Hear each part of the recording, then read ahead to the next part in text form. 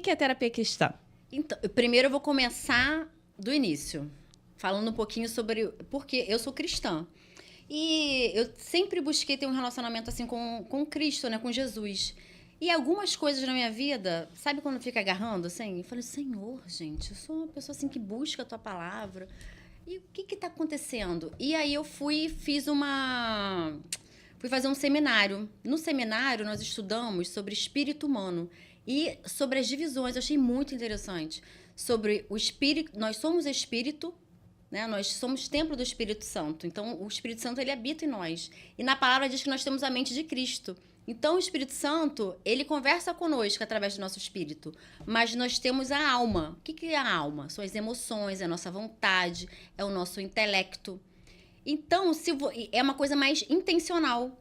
Por exemplo, para você ser templo do Espírito Santo, você aceita Cristo, Senhor, vem morar em mim, eu quero ser sua morada. Pronto, tipo assim, eu creio, eu aceito o Senhor. Mas e a alma, as emoções? Aí em Romanos 12:2 fala, né? Não se amoldeis ao mundo. Ou seja, não tome a forma do mundo, mas transformai, né, através da sua mente, para que você viva a boa, perfeita, agradável vontade de Deus.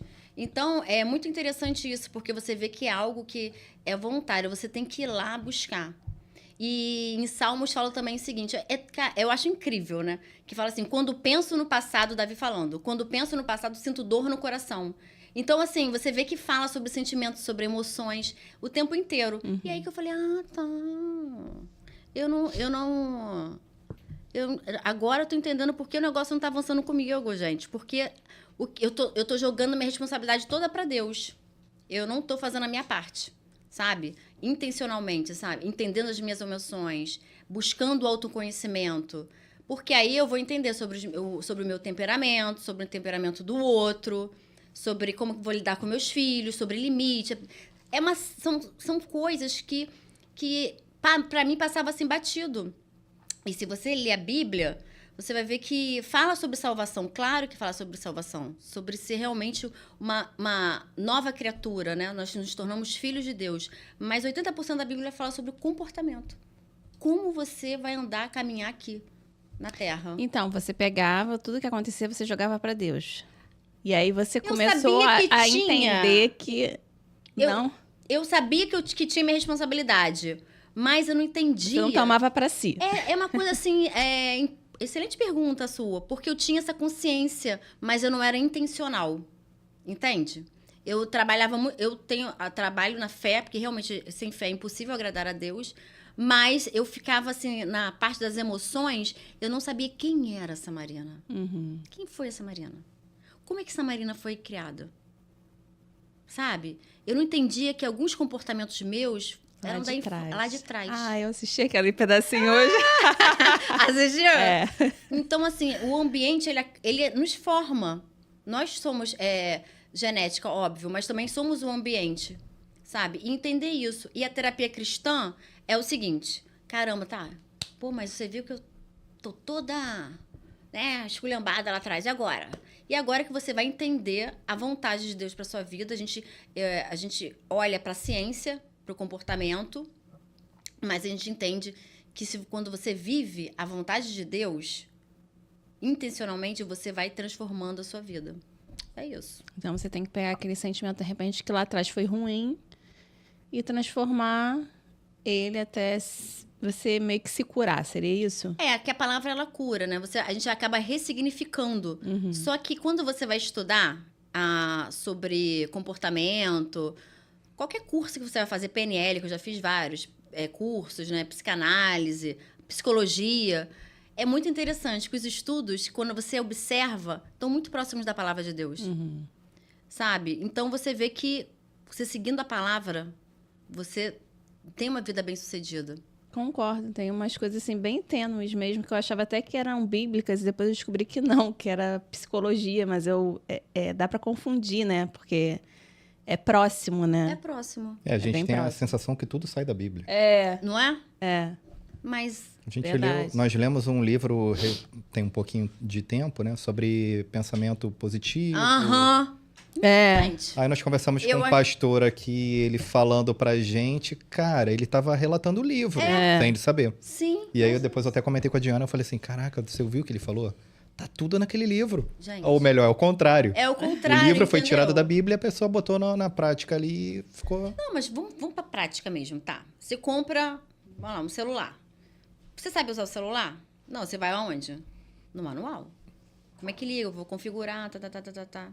Qual o manual do homem? A Bíblia. Sim. Entende? Então, por mais que as pessoas elas façam coisas diferentes, livros, sabe, de autoajuda, no final, se você parar para pensar, se você parar para observar, o princípio é bíblico. Você já conversou com alguém que não acredita em Deus? Olha, deixa eu lembrar agora se eu conversei com alguém que não acredita em Deus. Já, mas assim, não tive uma profundidade da conversa. Não porque assim que eu tenho algum problema, não, tá? Sinceramente. Não, sim. Mas é porque realmente a gente. Eu não lembro, difícil entendeu? também achar alguém, né? Difícil. Eu conheço. Conhece? Conheço. Eu conheço, mas é difícil. Um você conhece também, que é da nossa família, que não tem. Mas é engraçado que você vai conversar com essa pessoa e você pergunta assim pra ele: roubar é pecado ou não? É pecado. Matar é pecado ou não? É pecado. Você começa a pontuar com ele alguns conteúdos, assim, do teu dia a dia, da tua vivência, e a pessoa vai falar pra você que é pecado. Uhum. Aí eu pergunto pra ele assim, da onde você tirou isso? Ele não sabe. Não sabe. Mas da onde que sai isso? É da Bíblia. A Bíblia é o nosso norte, a Bíblia é o nosso direcionamento. Sim. Mas ele não crê, mas as Mas atitudes... ele segue. É isso aí. É muito doido, que tu fica assim, cara, como é que pode? Não deveria. Na verdade, deveria, porque ele não acredita. Não tem um parâmetro. Ele não acredita. É. Mas Deus acredita nele. Sim. Porque antes dele ter nascido, ele foi sonhado por Deus. Entende? Sim. Então, assim, ele tem... Porque o que acontece? Tá incutido, né? É isso aí. Entendeu? Tá ligado, não tem como. Agora, pode ser da criação dele, que nem vocês colocaram antes. Ele teve uma criação que criou esse rótulo nele, né? Uhum. Mas ele não acreditar em Deus e viver esses princípios, que são princípios bíblicos, não tem muito. Eu falo, cara, como é que você não acredita e vive aquilo? É diferente. Tem coisas, gente, que a gente não consegue explicar. Não adianta, assim. É muito... Porque eu ouvi um pastor falando interessante sobre isso, que ele falou assim, gente, às vezes você quer explicar para uma pessoa que é da igreja, que crê no Senhor, algumas verdades, é difícil. Sim. Imagina você explicar para quem não acredita, tipo assim, é mais difícil ainda. Uhum. Tem algumas doutrinas que você vai explicar e a pessoa, mas eu não concordo. E ela segue, ela diz assim, eu sigo a Bíblia, né? Tipo assim. E ela eu não concordo com isso não, eu concordo só com 80%, esses 20% aqui eu não concordo. Então, assim, Pontualmente. Cara, e a internet tem muita coisa, assim, também, Sabe o né? que eu ouço muito? Não, porque foi escrita por homens. Você escuta muito isso, muito, né? Mas é fé, né? É fé e outra. São pessoas usadas por Deus. Isso que eu ia falar. E se você tem um vídeo que eu achei muito interessante sobre a linha do tempo, assim, das profecias do Antigo Testamento se cumprindo no Novo. Não sei se vocês já viram. São milhares, assim, várias linhas, assim, é muito interessante. Porque foram homens em tempos diferentes, entendeu? Escrevendo e se cumpriram várias, já está comprovado que foram cumpridas e as pessoas não acreditam. Por quê? Porque ela realmente, assim, a Bíblia foi inspirada pelo Espírito Santo, por Deus, né? Os homens participaram ativamente mesmo. Né? Mas é fé, gente. Fé, a gente não, assim, convence. Na palavra diz que a gente não convence o homem, quem convence é o Espírito Santo. Então, assim, a gente pode orar, mas você não pode abrir o cérebro da pessoa e sabe? Verdade, incutir. Agora, olha que interessante. Eu acho isso fantástico. Uma vez eu vi isso, achei incrível. Na Bíblia diz o seguinte, que aquele que tem fé, se é para aquele monte, seja, tipo assim, vá para o outro lado, o monte vai. Não tá lá, aquele que tem fé e acredite em Deus, seja convertido. Aquele que tem fé. Então, às vezes a pessoa fala, poxa, mas ele não acredita em Deus, por que ele é próspero? Por que ele dá tudo certo? Porque ele segue os princípios da Bíblia. Tipo seu primo. Ele não crê em Deus, mas ele segue princípio. E Deus, ele é fiel à sua palavra. Então, na palavra diz que tudo que você semeia, você vai colher. Se você planta laranja, você não vai colher caqui. Então, assim, as pessoas, mesmo não acreditando em Deus, seguindo os princípios, elas são abençoadas. Abençoadas na Terra. Significa que tem um relacionamento íntimo com o Senhor, íntimo, né? Com Deus. Entendi. Não sei se... Agora, não, sim. Agora é bom abrir um parênteses assim, que nada é fácil, né? Não existe Porque tem nada pessoas... fácil. É isso aí. Porque tem pessoas que acham assim, vou me converter hoje e tudo vai ser fácil. Todas as portas irão se abrir, tudo... A gente precisa passar por algumas, digamos, provações para realmente saber se nós estamos preparados para aquela bênção.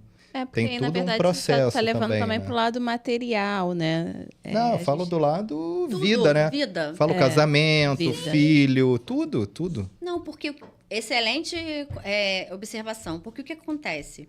Jesus falou, no mundo tereis aflições. Isso.